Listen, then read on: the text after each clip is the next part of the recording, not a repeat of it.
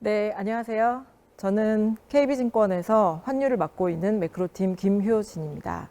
앞에서 글로벌 자산 배분에 대한 설명을 쭉 들으셨을 겁니다. 글로벌 자산 배분에서는 환율 전망을 빼놓을 수 없죠. 그래서 이번 시간에는 최근에 원달러도 굉장히 많이 내려왔는데 과연 내년에 환율이 어떻게 될지에 대해서 장표를 통해 설명을 드리고자 합니다. 오전에 저희 매크로팀 세션을 들으셨을 겁니다. 간략하게 리마인드를 해드리면 저희 매크로팀은 2021년의 글로벌 경제를 불균형한 경기 회복이다라고 정의를 해드린 바 있습니다.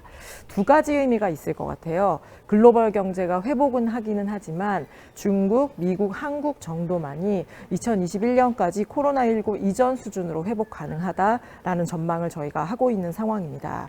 이러한 약간 앞뒤가 안 맞아 보이는 저희의 전망은 환율 전망에도 그대로 투영이 됩니다. 글로벌 경제가 회복한다라는 측면에서 올해 글로벌 외환 시장이 경제 외적인 요인으로 굉장히 어수선했는데 정상화 될 수 있을 걸로 저희를 기대하고요.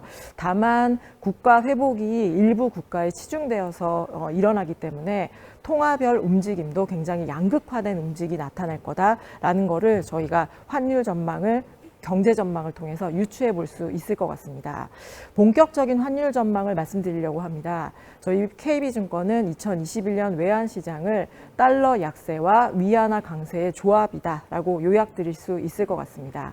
크게 네 가지를 말씀드리려고 하는데요. 첫 번째는 최근에 코로나가 다시 극심한데 외환시장 영향 어떨 거냐가 첫 번째, 두 번째는 달러, 그리고 위안, 원화의 순서대로 이야기를 드리겠고요. 결론부터 살짝 이야기를 드리면 저희는 내년 상반기에 원달러가 1,060원에 근접하는 수준의 강세를 기록할 거다라는 생각을 하고 있습니다.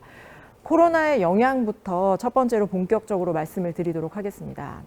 최근에 유럽과 미국에서 코로나가 굉장히 심각합니다. 지난 3, 4월에 한 4, 5배에 해당하는 신규 감염자 수가 늘어나고 있는 그런 상황입니다. 정말 심각한데요. 다만 지난 3월에 글로벌 외환 시장이 불안했던 것과 비교를 하면 최근에 글로벌 외환 시장은 차분하게 움직이고 있는 상황입니다. 저희는 두 가지 이유 때문이다라는 생각을 하는데요. 첫 번째는 백신과 관련된 긍정적인 소식도 코로나와 함께 들려오고 있다는 점이고요. 두 번째 소식은 바로 미 연준이 14개국과 맺고 있는 통화 스왑 때문입니다. 지난 3월에 글로벌 외환시장 정말 시끄러웠습니다. 원달러 1,300원 갈지도 모른다라는 두려움도 있었고요. 이때 글로벌 외환시장을 드라마틱하게 안정시켰던 것은 바로 미 연준이 14개국과 체결한 통화 스왑이었습니다. 중앙은행 간 외환 보유액을 연결했다라고 보시면 될 것 같고요. 불행 중 다행인 것은 이 미국과 주요 국가의 통화 스왑이 내년 3월 말까지 계속해서 유지되고 있다는 점입니다. 물론 그 이후에도 계속해서 연장이 될 수 있는 부분이고요. 그래서 코로나가 계속해서 확산되면서 4분기의 경제 성장 다소 슬로우 다운해질 수 있지만 외환 시장에 미치는 영향력은 크지 않다라고 저희 보고 있는 상황입니다. 두 번째로 말씀드릴 부분은 달러입니다. 글로벌 외환 시장에서 달러가 메인 축이다 보니 가장 많은 시간을 할애해서 말씀을 드리게 될 것 같습니다.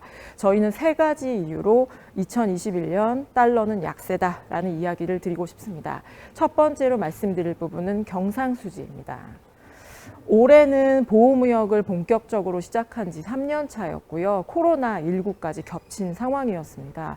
글로벌 교역이 굉장히 위축될 수밖에 없는 상황이었는데 대부분의 국가들이 경상수지 흑자를 일으키던 국가들은 흑자가 축소됐고요. 적자를 기록하던 국가들은 적자 규모가 축소되었습니다.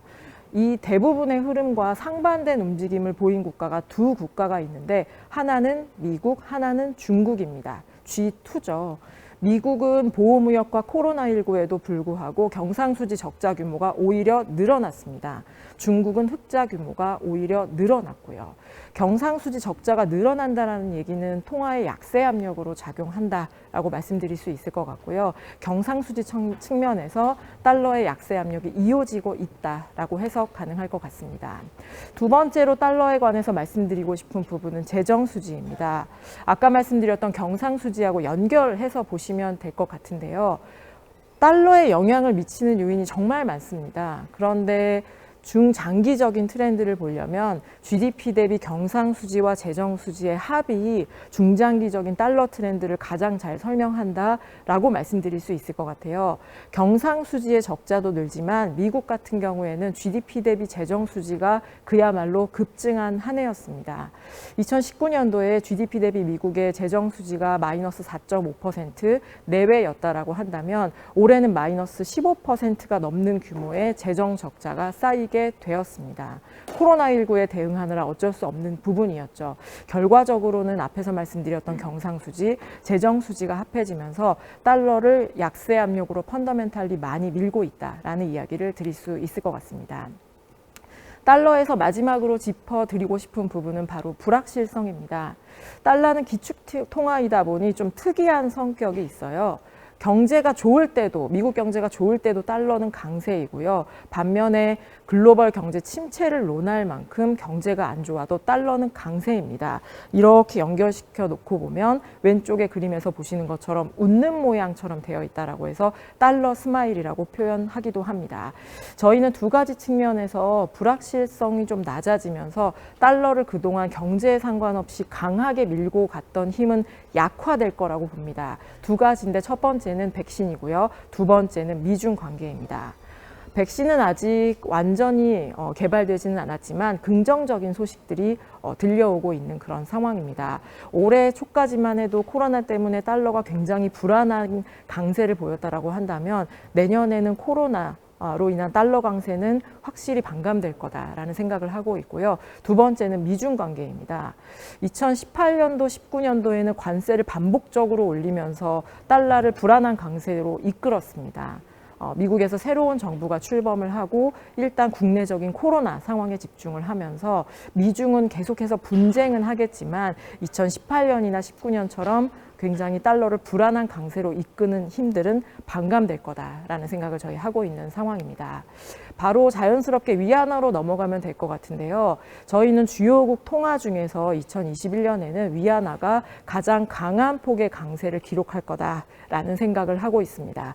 세 가지 이유입니다. 첫 번째는 주요 국가 중에서 중국이 가장 빠른 경기 회복을 하고 있다는 점.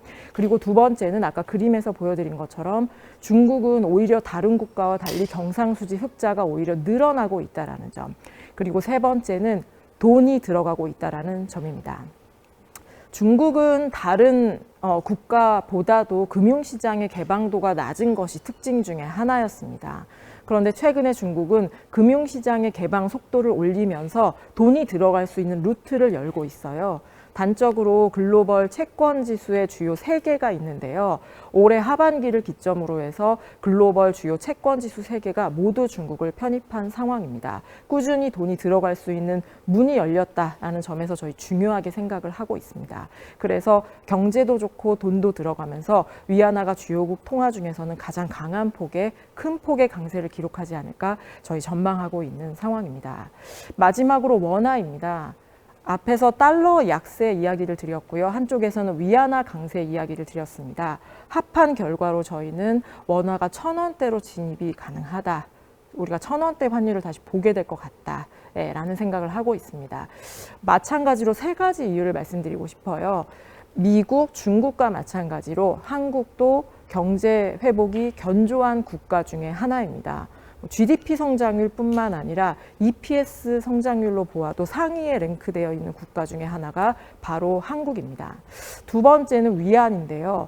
원화와 중국 위안화와 가장 연동되어서 움직이는 환율은 바로 한국의 원화입니다. 위안화를 저희가 아까 베스트 플레이어다라고 장표에 적어 놓았습니다만 위안화 강세는 그대로 원화 강세로 연결시켜서 원화를 강세 쪽으로 누르는 힘으로 작용할 거다라는 생각을 하고 있습니다. 다만 중국하고 한국하고 그런 비슷한 폭으로 강세를 가는 거냐 차이점을 하나 짚어드려야 될 것 같아요. 중국은 경제도 좋고 돈도 들어가는 가장 강한 통화가 될 것 같습니다. 반면에 한국은 경제도 좋고 돈도 들어오겠지만 국내 자금이 해외로 투자하면서 돈이 나가는 부분이 있습니다. 원화 강세 압력을 일정 부분 상쇄한다고 이야기 드릴 수 있을 것 같아요. 만약에 한국 경제가 좋지 않다, 별로다 라고 하면서 원달러가 약세로 가거나 강세폭이 두드러지지 않는다면 사실 좀 힘 빠지는 이야기가 될 수도 있을 것 같습니다. 그렇지만 한국 경제도 좋고 외부로서의 투자 자금도 유입되겠지만 국내에서 해외로 투자가 다변화되면서 원화 강세 압력을 일정 부분 상쇄한다면 수출 경쟁력도 도움이 되는 약간 스윗스팟의 역할을 하지 않을까라고 기대를 하고 있는 저희 상황입니다.